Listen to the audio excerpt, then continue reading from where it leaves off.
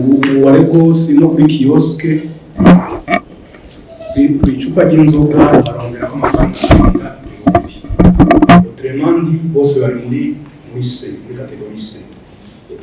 OBR kwikora iki kugira ngo tukajagarange ico gikorwa mu bisanzwe n'ivyo ikigo OBR birakiraba kandi sico gusa biraraba n'izindi nzego z'igihugu baba abajejwe intwaro baba abajejwe n'umutekano.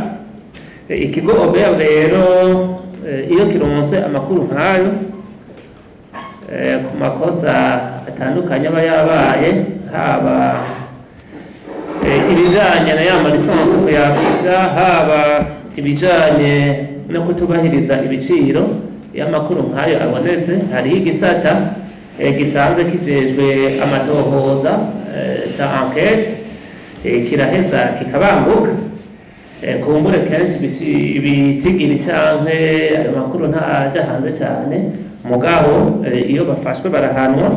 Ibiriko birakorwa vyinshi, murazi yuko abakozi ba OBR nibo benshi kugira bakorere ububare bwose, mugabo barakorera ku makuru bahabwa n'abenegihugu batandukanye.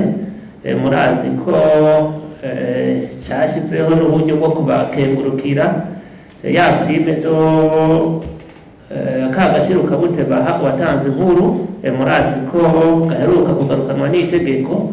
Ubu rero nibaza ko ikigo kizoronka amakuru hanyuma kiyakorereko, mugabo sico gusa no hava ndababwira ati bazokwira ububare bwose n'abajeje intwaro abajeje umutekano ivyo bikorwa barabikora. Ni ikibazo cyamaze kuba monekante peut-être kubera ko ibinyobwa biboneka gake bitagikwiye nk'uko byaba mu myaka iheze, ariko ntawo bako badahanwa, abafashwe barahanwa naho batofatwa bose.